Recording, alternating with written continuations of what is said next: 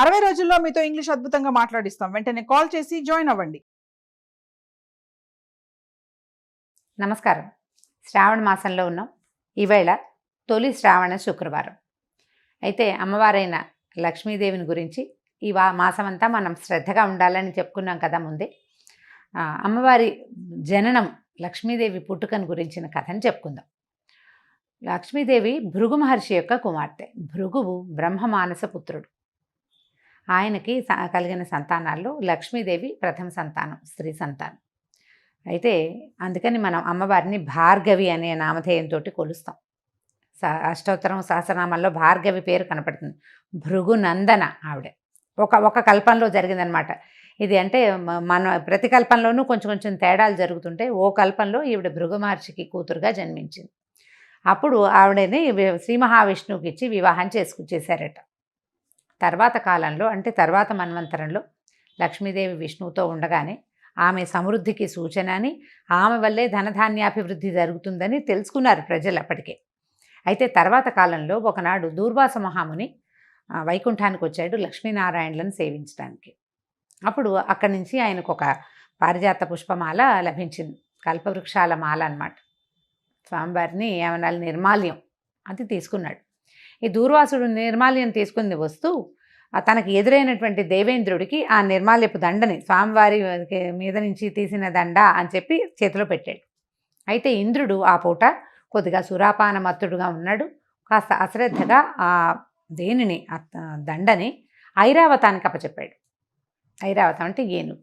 ఏనుగుకి ఇది ఎట్లా తెలుస్తుంది? ఆ ఏనుగు ఆ దండని విసిరేసేసరికల్లా ఇలాగా నిర్మాల్యానికి జరిగిన అపచారం వల్ల స్వర్గలక్ష్మి ఇంద్రుణ్ణి విడిచి వెళ్ళిపోయిందట. ఇప్పుడు స్వర్గంలో ఉన్న వైభవం అంతా లక్ష్మీ వైభవమే కదా, దాంతో స్వర్గలక్ష్మి విడిపోయింది. ఆ తర్వాత కాలంలో ఏం జరిగిందంటే, దానవులు స్వర్గం మీదకి దండెత్తి వచ్చాక చాలా మహాసంగ్రామం జరిగింది. ఆల్రెడీ ఇంద్రుడు చేసున్నటువంటి ఈ రకమైన దైవాపరాధం వల్ల అతను ఓడిపోయాడు. దానవులు గెలిచారు. ఆ తర్వాత ఇంద్రాది దేవతలంతా కలిసి విష్ణుమూర్తిని శరణు వేడారు. ముందు బ్రహ్మదేవుడి దగ్గరికి వెళ్ళారు. నుంచి విష్ణుమూర్తి దగ్గరికి వెళ్తే విష్ణువు ఏం చెప్పాడంటే, నువ్వు దైవాపరాధన చేయటం వల్ల లక్ష్మి కోపించింది, ఆమె నిన్ను వదిలి వెళ్ళిపోయింది. నిన్నే కాదు, వైకుంఠ లక్ష్మి కూడా వెళ్ళిపోయింది, ఆమె ఇక్కడ కూడా లేదు. నీ వల్ల మనం అందరము నష్టపోయాము. కాబట్టి లక్ష్మిని సాధించేందుకు ఒక మార్గం చూసుకోండి, ఒక మార్గం చూడాలని చెప్పాడు. అదే సమయంలో ఈ దానవులంతా మృత సంజీవని విద్యతోటి వాళ్ళు బతికిపోవటము, వాళ్ళు వరగర్వాలతోటి శక్తివంతులుగా ఉండటము, వీటన్నిటి మీద ఆలోచించి అమృతాన్ని సాధించాలి, దాంతోపాటు లక్ష్మీదేవిని కూడా సాధించుకోవాలని ప్రయత్నం చేసి దేవదానవులు ఇద్దరూ కలిసి అమృత మథనం కోసం ప్రయత్నం చేశారు. బ్రహ్మదేవుడు వీళ్ళకి లక్ష్మీదేవి కూడా అవసరమైనప్పటికీ అమృతం కోసం మీరు కూడా సాయపడండి అని దానవుల్ని కూడా వీళ్ళతోటి కలిపారు. దేవతలు దానవులు కలిసి క్షీరసాగర మథనం చేశారు. ఈ పాల కడలిని చిలకటము. ఇప్పుడు ఇది నిజంగా జరిగిందా ఇలాంటివి అని ప్రశ్నిస్తే లాభం లేదండి. ఏదో ఒకటి జరిగింది. ఆ జరగటం వల్ల వచ్చినటువంటి ఉపయోగాలు ఏమిటో మనం తెలుసుకోవాలంతే. ఇవి పురాణ గాథలు, ఇవి నిజం అవునా కాదా అనే ప్రశ్నల కంటే కూడా దాని తర్వాత జరిగిన ఫలితం ఏమిటి అనేది, దానివల్ల మనం ఏం తెలుసుకుంటున్నాము. ఏదైనా మథిస్తేనే సరైన విషయం బయటకు వస్తుంది. పాలల్లో వెన్న దాగుంటుంది. పచ్చిపాలల్లో ఏది తీయంటే తీయగలము, చేత్తో రాదు. పోనీ పాలను తోడుపెట్టి పెరుగు చేసాం, పెరుగులోంచి కూడా తీయంటే తీస్తే రాదు, తరిస్తే వస్తుంది. దాన్ని బాగా చిలకాలి, మధించిన తరువాతే సరి అయిన విషయం బయటకు వస్తుంది. ఈ విషయం మనకి క్షీరసాగర మథనం కథ ద్వారానే మనకి పురాణాలు తెలియజేస్తాయండి. పురాణాల్లో తెలియజేసిన ప్రతి విషయానికి సూచన ఇంకొకటి ఉంటుంది. మనం కథ వినేసి వదిలిపెట్టకూడదు. ఏం సూచించారు? మనకొక సమస్య వచ్చింది, అది తీరట్లేదు, ఎవరో వచ్చి మనకు సహాయం చెయ్యరు. మనం ఏం చేయాలి? సమస్య తీరటానికి ముందు దాని మూలానికి వెళ్ళాలి. దేనివల్ల ఈ సమస్య వచ్చిందో మొదట ఆలోచించాలి. అప్పుడు ఈ సమస్య తీరటం కోసం మనం ఏం చేయాలో కూడా ఆలోచించాలి, ఏం చెయ్యకూడదో కూడా ఆలోచించాలి. ఈ ఆలోచించిన తర్వాత దీన్ని ఇంప్లిమెంట్ చేయాలి. ఇంప్లిమెంటేషన్ కూడా మనం ఆలోచించాలి కదా. ఇదంతా ఎక్కడ జరిగింది? ఇది మథనం అంతా బ్రెయిన్లో మేధో మథనం జరుగుతుంది. ప్రతి విషయం మీద కూడా మనం ఆలోచించే పని చేయాలి. ప్రతి దానికి మథనము అవసరము. ఏ శుభమైన కార్యక్రమం జరగాలన్నా, ఏ సరి అయిన పని జరగాలన్నా, అసలు ఒక అవుట్పుట్ అంటూ కావాలి అంటే దానికి మథనం ముఖ్యమైనది. నేను ఇక్కడి నుంచి లేచి అక్కడికి వెళ్ళి అది తీయాలి అంటే అదేదో క్యాజువల్ విషయంలో ఉంటుందండి. బ్రెయిన్ దానికి చాలా ఆలోచిస్తుంది. బోల్డంత క్రియ జరగాలి. నాకు ఊహ రావాలి. నాకు ఊహ అంటే నా కన్ను ఒక వస్తువుని చూడాలి, ఆ వస్తువు చూశానని కన్ను వెళ్ళి బ్రెయిన్కి చెప్పాలి, అది నీకు ఉపయోగపడుతుంది అని బ్రెయిన్ ఆలోచించుకోవాలి. అప్పుడు బ్రెయిన్ కళ్ళకి చేతులకి కూడా చెప్పి, దాంతోపాటు కాళ్ళకి చెప్పి, ఓ కాలు నువ్వు నడిచెళ్ళు, ఓ చెయ్యి నువ్వు దాన్ని పట్టుకో, ఓ కన్ను నువ్వు దాన్నే చూడు అని వీళ్ళ ముగ్గురికి చెప్పాలి. ఎంత కార్యక్రమం, చాలా పెద్దది. కానీ మనకు తెలియదు. అది చాలా క్యాజువల్గా అనుకుంటాం. చాలా అసలు ఏది సహజంగా అంటే అసంకల్పిత ప్రతీకార చర్యలాగా జరిగిపోయిందని భావిస్తాం మనం, కానీ జరగదు. చాలా కావాలి. ఈ నాలుగిట్లో ఏది బ్రెయిను, కన్ను, చెయ్యి, కాలులో దేనికి ఏ నాలుగిట్లలో ఏదైనా ఒక సింక్రనైజేషన్ తప్పింది అనుకోండి, పని అవదే. ఇక్కడి నుంచి వెళ్ళి పక్కనున్న మంచినీళ్ళ బాటిల్ కూడా తీసుకోలేం మనం. ఈ 4 ఒకే లైన్లో పనిచేయాలి. ఈ ముందున్న బయటున్న బాహ్యేంద్రియాల కన్ను చెయ్యి కాలుని పనిచేయించాలంటే బ్రెయిన్లో ఒక మథనం జరగాలి. ఒక చిన్నది కవ్వం పెట్టి చిలకాలి. అది ఆ చిలుకుడు వల్లే పనులు అవుతాయి. అన్నం వండాలి, ఎంత ఉంది, బృహత్తర కార్యక్రమం కాదు అది, చాలా సింపుల్గా చేస్తాం మనం. ఆ బృహత్తర కార్యక్రమానికి మనం లోపల మేధోమథనం జరుగుతుంది. మథనం జరగటం వల్లే మంచి విషయాలు బయటకు వస్తాయి. కొన్ని ఏదైనా ఒక విషయం మంచిగా చెడు కూడా వస్తుంది. దాంతోపాటు బాగా ఆలోచించి ప్లాన్ చేసి పక్కవాడిని మోసం చేస్తారు. ఆలోచించి ప్లాన్ చేస్తేనే ఏటీఎం కొల్లగొట్టగలుగుతారు. ఆలోచించాలి కదా. అలాంటి మథనమే ఇప్పుడు జరిగింది, క్షీరసాగర మథనం. ఈ క్షీరసాగరం ఏమిటి, తెల్లగా పాల నురుగ్గా ఉంటుంది. అసలు అలాంటిది ఎక్కడ ఉంటుందో, పాల సముద్రం అండి. విచిత్రంగా మనం చూస్తామా? చూడం. మనం చూడని ఒక ఇది మన బ్రెయినే, అది మన బ్రెయిన్ అంతే. అయితే ఈ క్షీరసాగరాన్ని మథనం చేయటానికి అది చాలా పెద్దది కాబట్టి మందర పర్వతాన్ని తెచ్చారు. ఈ మందర పర్వతం చాలా చుట్టుకొలత పెద్దది కాబట్టి మందర పర్వతం చుట్టూతా 3 చుట్లైనా తిరగడానికి వీలుగా ఉన్నటువంటి వాసుకి అనే ఒక మహాసర్పాన్ని తమ చేతిలోకి తీసుకున్నారు.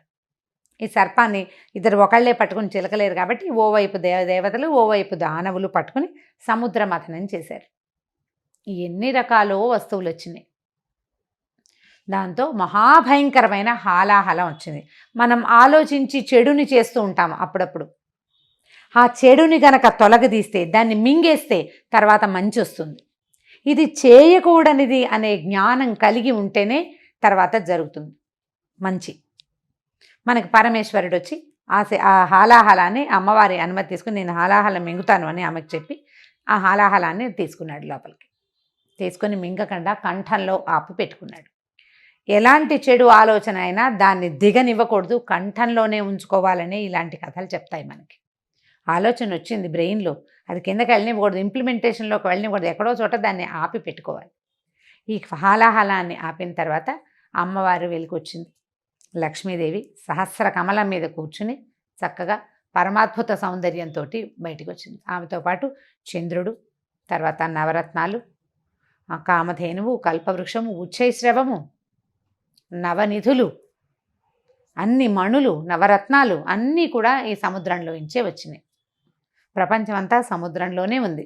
మొత్తం బయటికి వచ్చిన తర్వాత అమ్మవారు మళ్ళీ భగవంతుడైనటువంటి విష్ణుమూర్తిని వరించింది. ఆమె సౌందర్యము, ఆమె కళకి అసలు మైమర్చిపోయారట. కానీ ఆమెను స్వీకరించాలనుకోలే ఎవరు. దైవీ కళ యొక్క గొప్పతనం అది. ఆ లక్ష్మీ కళ తాలూకు గొప్పతనం. మిగిలిన వాళ్ళు ఎవరు ఈమె మాకు కావాలి అని అడగలేదు.